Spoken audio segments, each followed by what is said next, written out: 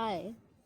मैंने आपको बताया था कि बवासीर में मोशन जो है ब्लड के साथ आता है।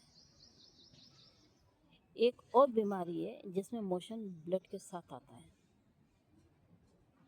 तो आपको अपनी बीमारियां पहचाननी आनी चाहिए। बवासीर में गुदा मूल उसमें स्वेलिंग आ जाती है क्योंकि मोशन हार्ड हो जाता है। कब्जी वालों को बवासीर ज़्यादा होती है। वो ज़बरदस्ती मोशन को पास आउट करने की कोशिश करते हैं। गुदा मूल में स्वेलिंग आ जाती है। स्वेलिंग आने के बाद वो छिल जाता है। छिलने के बाद वो वहाँ से ब्लड आने लगता है। फिर और ज़्यादा अगर जोर ज़बरदस्ती की तो गुदा मूल बाहर आ जाती है। ये तो है हमारा बवासीर की प्रॉब्लम। एक और बीमारी है, वो इससे भी ज़्यादा भयंकर बीमारी है, वो है कोलाइटिस। कोलाइटिस में जो स्वेलिंग है वो आंतों में आ जाती है। हमारी जो दो आंतें हैं, एक छोटी आंत एक बड़ी आंत। बड़ी आंत जो है वो थोड़ी सी दूर दूर दूर दूर ऐसे ज़्यादा एरिया में फैली हुई है, जहाँ पर कचरा जाता है, मल जाता है, फिल्टर होता है और मल के द्वारा निकल जाता है। एक है छोटी आंत, वो ऐसे पास पास पास पास पास पास, वो बड़ी आंत से भी ज़्यादा लंबी है, लेकिन अगर उसे खोलें तो वो बहुत लंबी होती है, लेकिन वो कम एरिया में आपस में जुड़ी हुई है। जुड़ी हुई उसने कम जगह घेर रखी है पेट के अंदर, लेकिन है लंबी, तो वो आपस में जुड़ी हुई है। जब मल या गंदगी या रेशा कोई भी चीज़ यहाँ पे फंसने लगती है तो इन और निकल नहीं पाती हैं, तो उसमें स्वेलिंग आ जाती है। आंतों में स्वेलिंग आ जाती है। जब स्वेलिंग आ जाती है और उस स्वेलिंग को पेट में आपको दर्द होगा, भूख नहीं लगेगी, हल्का हल्का सा दर्द होता रहेगा, पानी आप कम पी रहे हैं, तो वो चीज़ें साफ़ नहीं हो पाती। जब वो चीज़ें साफ़ नहीं हो पाती हैं तो स्वेलिंग बढ़ती जाती है। जब स्वेलिंग बढ़ जाती है, सेम स्वेलिंग बढ़ने के बाद उसमें वो छिलने लगती हैं। छिलने के बाद वहाँ से ब्लड निकलने लगता है और ब्लड इतनी मात्रा में निकलता है कि आप देख के घबरा जाएंगे कि मोशन कम और ब्लड ज़्यादा आ रहा है। शरीर में कमज़ोरी हो जाती है, आँखों के नीचे गड्ढे हो जाएंगे और ब्लड ज़्यादा मात्रा में मोशन के थ्रू निकलना शुरू हो जाता है। ये है कोलाइटिस की प्रॉब्लम। कोलाइटिस की प्रॉब्लम का कोई इलाज योगा में तो नहीं है। सिर्फ योगा से ही हम इसे ठीक कर पाएंगे, कंट्रोल कर पाएंगे, ऐसा नहीं है। इसमें आपको डॉक्टर की सलाह ज़रूर लेनी है, क्योंकि ये इंटरनल मामला है। डॉक्टर आपको दवाएं देगा, उन दवाओं से डॉक्टर उसको ठीक करेगा। लेकिन शुरुआत के दिनों में अगर ये बीमारी पकड़ में आ जाती है तो, और या आप हमेशा शुरू से अगर आप कोई बीमारी भी नहीं है और ये कुछ आसन अगर आप करते हैं तो आप इस बीमारी के जकड़ में कभी आएंगे ही नहीं। तो उसके लिए हमें कुछ पोज हैं जो बनाने हैं, क्योंकि बवासीर में हम अंदर की नसों का संकुचन करते हैं, लेकिन इसमें हमें नसों को फैलाव देना है। क्योंकि जो स्वेलिंग है बीच में, तो हमें वहाँ पर हवा जाए, वायु प्रवेश कर पाए या ऑक्सीजन वहाँ तक जो भी है वो पहुँच पाए, ब्लड वहाँ तक पहुँच पाए, उसके लिए हमें खिंचाव की ज़रूरत है। नसों को खिंचाव देना पड़ेगा। तो उस खिंचाव के लिए कुछ आसन हैं जो मैं आपको बताती हूँ, आपको कर लेने चाहिए। प्राणायाम में सिर्फ आप अनुलोम विलोम और भ्रामरी कर सकते हैं, उसके अलावा कोई भी प्राणायाम आप ना करें। कपालभाति तो बिल्कुल भी ना करें। पेट का मामला है तो कपालभाति बिल्कुल भी नहीं करनी है। तो अब मैं आपको बताती हूँ कि वो कुछ छोटे छोटे से पोज हैं जिनकी वजह से आप इस बीमारी से दूर रह सकते हैं। तो आइए बताती हूँ। मेरे चैनल को सब्सक्राइब कर लीजिए, ताकि ये छोटी छोटी सी प्रॉब्लम्स हैं जिनकी जानकारी मैं देने की कोशिश करती हूँ और आप तक पहुँचाने की कोशिश करती हूँ। तो सब्सक्राइब करेंगे तो मेरी वीडियो आपको ढूंढनी नहीं पड़ेगी।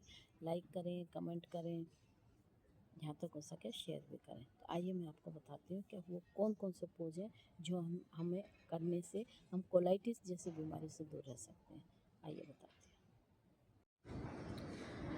आपको सबसे पहले आसन पर बैठ जाना है। अब सबसे पहले हम करेंगे चाइल्ड पोज। जैसे बच्चा बैठता है ना, इस तरह से बैठना है। इसे बोलते हैं चाइल्ड पोज। बच्चे हमेशा ऐसे ही घुटने दोनों साइड में करके पैर फैला के बैठते हैं। कई बच्चे इस तरह से एक पैर को मोड़ के एक पैर पीछे करके बैठते हैं। ये भी चाइल्ड पोज है। इसमें हमारी जो पेल्विक मसल्स हैं वो खिंचाव में आ रही हैं। जो हम चाहते हैं कि वो खिंचाव में आए, खिंचाव में आ रही हैं। कई बच्चे ऐसे दोनों घुटनों को मोड़ के दोनों पंजों को पीछे करके बैठ जाते हैं। ये भी चाइल्ड पोज है।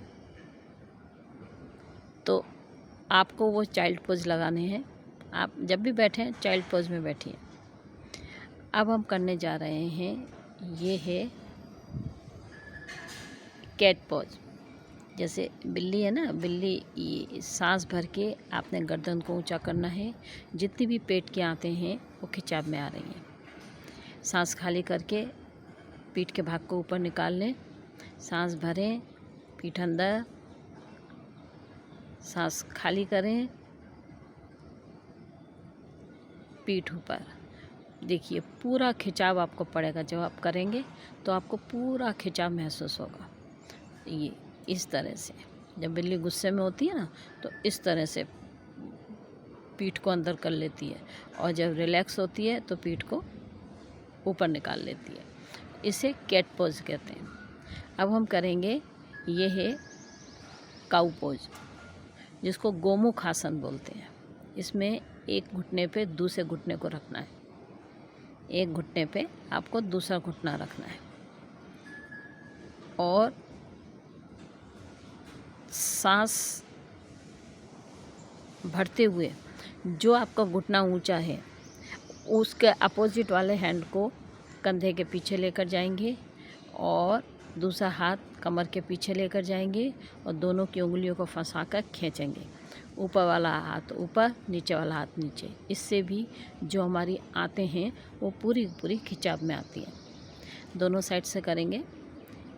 और अगर आप उंगली में से उंगली फंसा के नहीं कर पा रहे हैं तो आप किसी भी रुमाल को, किसी भी चीज़ को पीछे से पकड़ लीजिए। जैसे मेरे पास इस समय रुमाल नहीं है, मैंने अपनी चोटी पकड़ ली। नीचे वाले हाथ नीचे खींचना है, इसको पकड़ लेना है। नीचे वाला हाथ नीचे, ऊपर वाला हाथ ऊपर खींचें। आप रुमाल ले लीजिए और रुमाल को ऊपर वाले छोर को ऊपर के हाथ से खींचिए, नीचे वाले छोर को नीचे के हाथ से खींचिए। ये है हमारा काऊ पोज, गोमुख आसन। इसमें भी सारी आंतें हमारी ऊपर की तरफ खिंचाव में आ रही हैं। अब हम जो करने जा रहे हैं वो है टेबल पोज। जिस तरह से टेबल होती है ना, इस तरह से दोनों पंजे और दोनों हथेलियों पर आपको टेबल पोज बनाना है। गर्दन को पीछे लटकाना है, पेट के भाग को ऊपर करना है। ये है टेबल पोज। इसमें भी आंतें आपकी पूरी की पूरी खिंचाव में आ रही हैं। नीचे की तरफ खींच रही हैं, ऊपर से ऊपर की तरफ खींच रही हैं। तो जो जुड़ी हुई आंतें हैं उनमें थोड़ा सा गैप हमें चाहिए, वो होगा। तो आप ये टेबल पोज करेंगे। अब हम करेंगे, ये है हमारा कोणासन। इसमें ये थोड़ा सा डिफ़िकल्ट है लेकिन कर सकते हैं आप। पंजे लगाने हैं, हाथ दोनों पीछे और पेट के भाग को ऊपर करना है।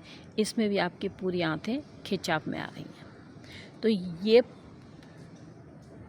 कुछ पोज हैं जो हमारी आंतों को खिंचाव में लाते हैं।